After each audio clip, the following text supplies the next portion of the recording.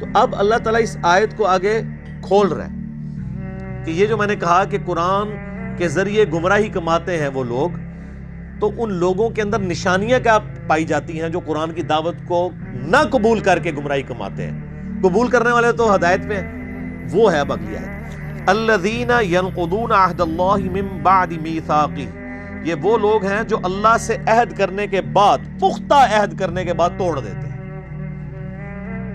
اب ظاہر ہے یہ تعویل خاص کے اعتبار سے تو یہودیوں سے اللہ تعالیٰ نے عہد لیا ہوا تھا، آگے چل کے آئے گا اللہ تعالیٰ نے کوہ طور کو ان کے اوپر سائبان کی طرح بلند کر دیا تھا کہ اس کتاب تورات پہ ایمان لاؤ ورنہ پہاڑ تمہارے اوپر گرنے لگا۔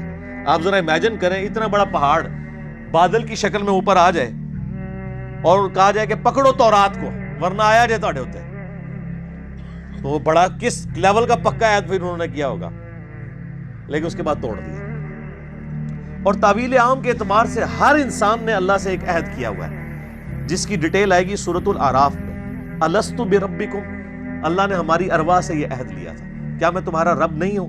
تو سب نے مانا تھا کہ ہاں تو ہی ہمارا رب ہے، ہماری جبلت کے اندر توحید موجود ہے، لیکن وہ عہد پھر لوگ توڑ دیتے ہیں، اندر جو توحید موجود ہے اس سے روگردانی اختیار کرتے ہیں۔ وَيَقْطَعُونَ مَا أَمَرَ اللَّهُ بِهِ أَن يُوصَلَ، اور وہ رحمی رشتوں کو توڑ دیتے ہیں جن کے جوڑنے کا اللہ نے حکم دیا ہے۔ حقوق العباد کا معاملہ آ گیا، پہلی چیز حقوق اللہ اور توحید، اور دوسری چیز حقوق العباد میں وہ لوگ کمزور ہوتے ہیں۔ حقوق العباد میں وہی کمزور ہوگا نا جو اللہ کے معاملے میں کمزور ہوگا۔ اگر اسے سورۃ النساء کی آیت پتہ ہوگی کہ جو لوگ یتیموں کا مال نہ حق ہڑپ کر رہے ہیں وہ اپنے پیٹ میں دوزخ کی آگ بھر رہے ہیں، جو آگ اس وقت تو ہمیں نہیں جلا رہی لیکن ڈورمنٹ پوزیشن میں ہے، آخرت کے اندر یہ ایکٹیو ہو جائے گی۔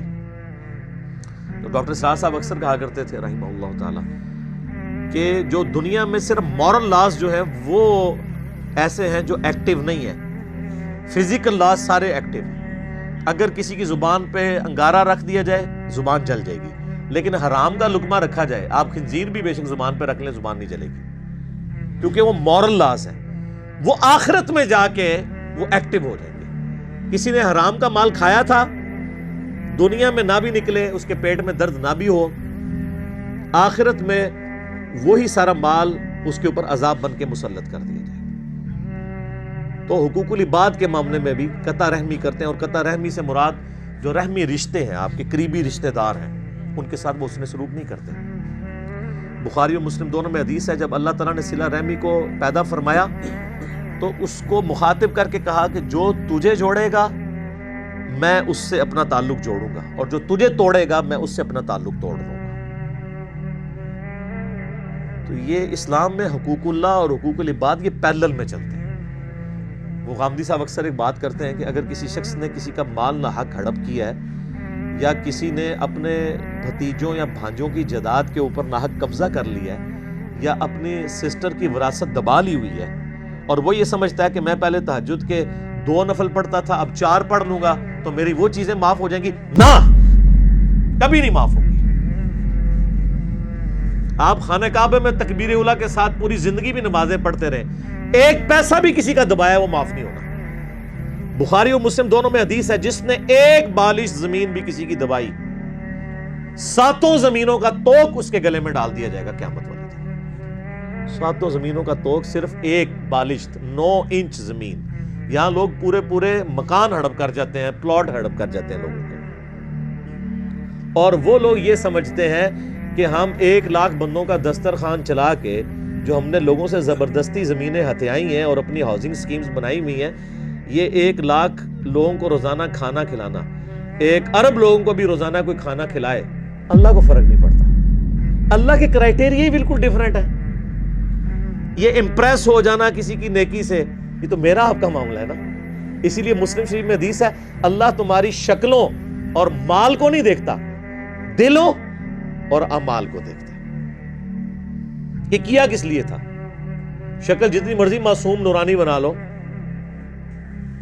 مال جتنا مرضی اللہ کی راہ میں خرچ کر دو، اللہ نے تو یہ چیک کرنا ہے یہ کیا ہے، کس چکر میں کر رہا ہے۔ اور قرآن حکیم میں کم از کم 4 مقامات پہ یہ مضمون ریپیٹ ہوا ہے کہ جو اس قسم کے اعمال کرنے والے لوگ ہیں، اللہ فرماتا ہے قیامت والے دن ہم ان کے اعمال کی طرف بڑھیں گے اور ان کو بکھرا ہوا غبار کر دیں گے، جیسے کوئی ایک فٹ بال کی طرف بڑھتا ہے نا اور ٹھوکر مار کے پرے کرتا ہے، اللہ تعالیٰ فرماتے ہیں ہم ایسے لوگوں کے اعمال کو ختم کر دیں گے۔ وہ اعمال تو ہے ہی نہیں تھے، وہ جن کاموں کے لیے وہ کیے گئے تھے وہ ان کو اجر مل چکا۔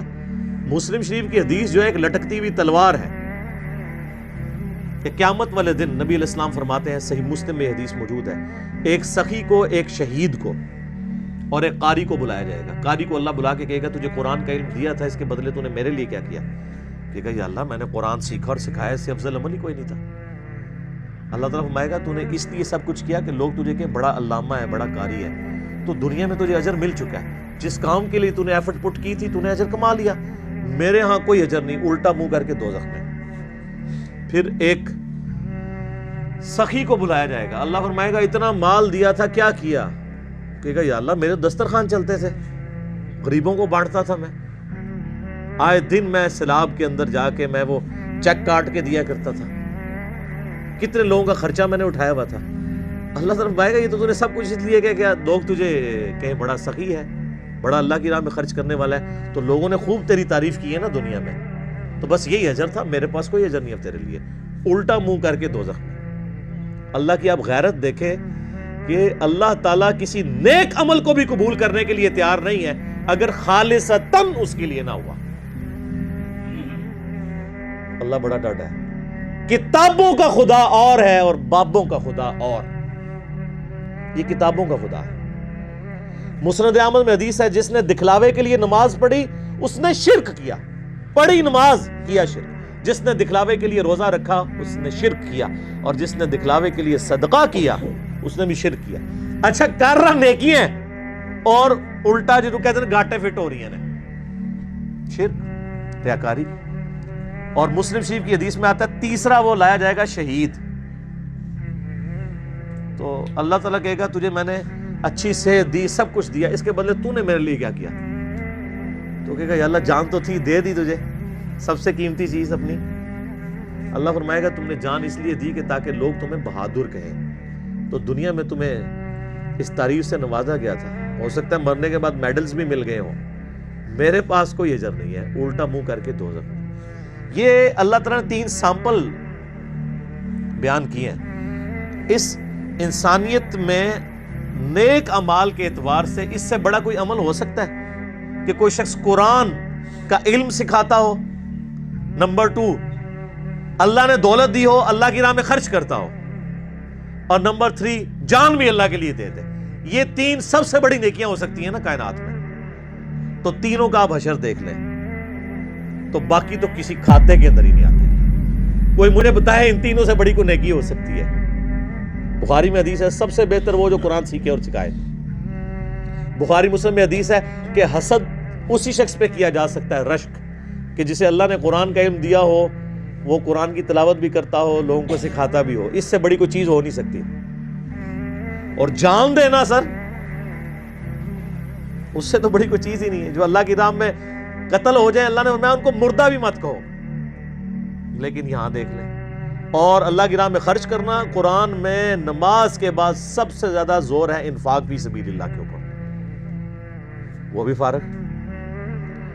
تو یہ ساری چیزیں کسی نہ کسی کیٹیگری میں حقوق العباد کے اندر لائی کرتی ہیں۔ تو یہ ایسے لوگ ہیں جو قطع رحمی کرتے ہیں، وَيُفْسِدُونَ فِي الْأَرْضِ، اور زمین میں فساد مچاتے ہیں۔ فساد تو خود ہی ہو جائے گا نا، جب آپ کسی کی حق تلفی کریں گے تو وہ بڑا ہو کے خود کو حملہ آور ہی بنے گا نا، آپ کے اوپر بدلہ ہی لے گا نا آپ سے۔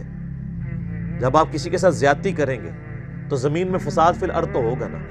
یاد رکھیے گا معاشرہ 2 چیزوں پہ چلتا ہے، احترام جان پہ اور احترام مال پہ۔ جس معاشرے میں جان کی حفاظت نہ ہو اور مال کی حفاظت نہ ہو، وہ معاشرہ سٹیبل نہیں ہو سکتا، چاہے وہ جتنا مرضی بڑا مذہبی معاشرہ ہو۔ اور اگر معاشرہ بالکل لا مذہب ہو لیکن احترام جان اور احترام مال ہو، وہ معاشرہ چلے گا جو آپ دیکھ سکتے ہیں۔ یورپ اور امریکہ کتنے لوگ سکون میں ہیں، آپ کے کتنے پرہیزگار لوگ بھی وہاں جا کے کہتے ہیں جی ہم نے تو وہاں دیکھا جی ہر چیز طریقے سے چل رہی ہے، ہوتے وہ مسلمان ہیں لیکن وہاں کی تعریف کر رہے ہیں۔ کیوں؟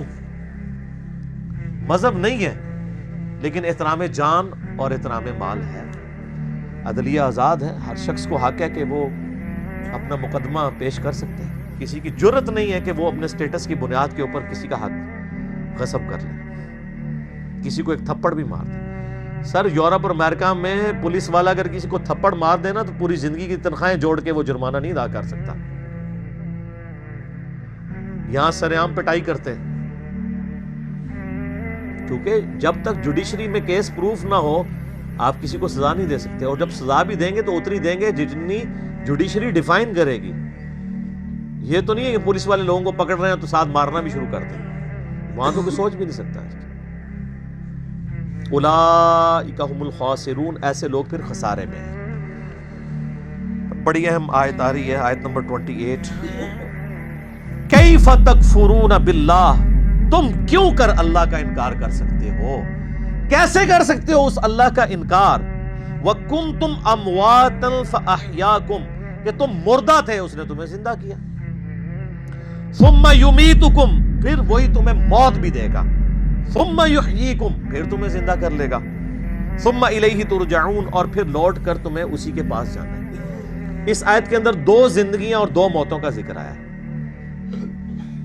جس سے ہر زی روح کو گزرنا پڑتا ہے. اللہ تعالیٰ نے جب روحوں کو پیدا فرمایا، جسم تو بعد میں دیے گئے نا ان کو، جن سے روحوں سے عہد ہوا الستو بربکم، اس کے بعد انہیں ایک نیند سلا دیا، موت. وہ پہلی موت تھی جو ہر ایک پہ طاری ہوئی. پھر اللہ تعالیٰ اس دنیا کی زندگی میں اسے ماں باپ کے ذریعے پیدا کرتا ہے. یہ اس کی پہلی زندگی ہوتی ہے. اس سے پہلے جو تھی وہ تو روحیں تھی نا، روح اور جسم کے ساتھ تو زندگی یہ بنی نا. پھر یہ دنیا کی زندگی گزارتا ہے اور اسے موت آ جاتی ہے. یہ اس کی دوسری موت ہوتی ہے. اور پھر قیامت والے دن اسے پھر سے زندہ کیا جائے گا. وہ اس کی دوسری زندگی ہوگی اور وہ ختم نہیں ہوگی، پھر موت نہیں آئے گی. اسی لیے سورہ المؤمن پارہ نمبر 24 میں آپ دیکھیں گے کہ کافروں کو جب دوزخ میں ڈالا جائے گا نا تو وہاں وہ اللہ تعالیٰ سے ایک ریکویسٹ کریں گے، اور وہ کمال کی چیز ہے. یہ قرآن حکیم میں 2 ہی مواقع ایسے ہیں جہاں پر 2 زندگیوں اور 2 موتوں کا ذکر ہے. ایک تو یہ موقع ہے اور دوسرا ہے سورۃ المؤمن کی آیت نمبر ہے 11. آپ کا یہ جو بلو مصحف ہے اس میں 469 نمبر پیج ہے. سورۃ المؤمن سورت نمبر 40، 40 نمبر سورت، آیت نمبر ہے 11. قالوا ربنا امتنا اثنتین واحییتنا اثنتین، اے رب ہمارے تو نے ہمیں 2 دفعہ موت دی اور 2 دفعہ زندگی دی. فاعترفنا بذنوبنا، ہمیں اعتراف ہے اپنے گناہوں کا، اپنے جرائم کا. فہل الی خروج من سبیل، تو اب یہاں سے بھی کہیں اور نکلنے کا کوئی معاملہ ہو سکتا ہے. یعنی وہ کہیں گے کہ جس طرح اے اللہ تو نے 2 زندگیاں 2 موتیں دی، تو اب کوئی اگلی سٹیج بھی آنے والی ہے کہ اب ہم اپنے آپ کو سیدھا کر لیں. لیکن اب تو کوئی سٹیج نہیں ہے. اللہ تعالیٰ فرمائے گا ذالکم بأنہ اذا دعی اللہ وحدہ کفرتم، یہ جو تم نے انجام دیکھا ہے یہ اس لیے ہے کہ جب تمہیں دنیا کی زندگی میں اکیلے اللہ کی طرف بلایا جاتا تھا تم انکار کر دیتے تھے. وَإِن يُشْرِكْ بِهِ تُؤْمِنُوا، اور جب تمہیں کہا جاتا تھا اس کے ساتھ اور ہستیوں کو شریک ٹھہراؤ تو تم بات مان لیتے تھے. فَالْحُكْمُ لِلَّهِ الْعَلِيِّ الْكَبِيرِ، تو اب حکم تو اس اللہ کا ہے جو بلند و بالا ہے اور بڑائی والا ہے. یعنی اب کوئی اس کے بعد سٹیج نہیں، یعنی یہی 4 سٹیجز ہیں. پہلی موت جو اللہ نے ارواح کو سلا دیا، اس کے بعد پہلی زندگی جب جسم دے کے ماں باپ کے ذریعے دنیا میں ظہور ہوا، اور پھر دنیا کی زندگی گزار کے کسی کو جوانی میں موت، کسی کو بڑھاپے میں موت، اور اس کے لیے موڈ کوئی بھی ہو سکتا ہے. کوئی ایئر کریش میں مرے گا، کوئی ہارٹ کے فیلئر سے مرے گا، کوئی گردوں کے فیلئر سے مرے گا، کوئی کسی شیر کے منہ میں چلا جائے گا، کوئی روڈ ایکسیڈنٹ میں مر جائے گا. ایگزٹ ہر بندے کا اس دنیا سے، تو وہ دوسری موت ہوگی اس کی. اور پھر دوسری زندگی ہے قیامت والے دن، جس کے بعد موت نہیں آنی۔ بخاری میں حدیث ہے کہ میدان محشر میں لا کے موت کو مینڈے کی شکل میں ذبح کیا جائے گا۔ جنتی جو ہے وہ گھبراتے ہوئے جنت کے کنارے آئیں گے اور دوست کی خوشی کے ساتھ دوزخ کے کنارے آئیں گے کہ شاید ہمیں کوئی نکالا جا رہا ہے، کیونکہ ندا دی جائے گی کہ ایک سرمنی ہو رہی ہے، آ جاؤ دیکھ لو۔ اور وہ سرمنی یہ ہوگی کہ موت کو قتل کیا جائے گا، اور پھر اللہ تعالیٰ کی طرف سے کہا جائے گا کہ اب جو جنت میں خوشخبری ہے ان کو موت نہیں آنی، اور جو دوزخی ہیں ان کے لیے عبرت ہے۔ اب عبرت کیا ہے؟ اب ہمیشہ کی ناکامیاں مقدر ہیں کہ ان پہ بھی موت نہیں آنی، تو ان پہ ایسی مایوسی طاری ہوگی جو کبھی طاری نہیں ہوئی ہوگی، کیونکہ اب امید کی آخری کرن بھی ختم ہو گئی نا۔ سورہ الفرقان میں آتا ہے نا کہ وہ موت اللہ طرف مانگے گا، ایک نہیں ہزاروں موتیں آج مانگو، موت نہیں تمہیں آئے گی، کیونکہ موت سے وہ سمجھیں گے کہ معاملہ ٹل جائے تو موت نہیں آئے گی۔ اللہم اجرنا من النار، اللہم من احییتہ منا فاحیی علی الاسلام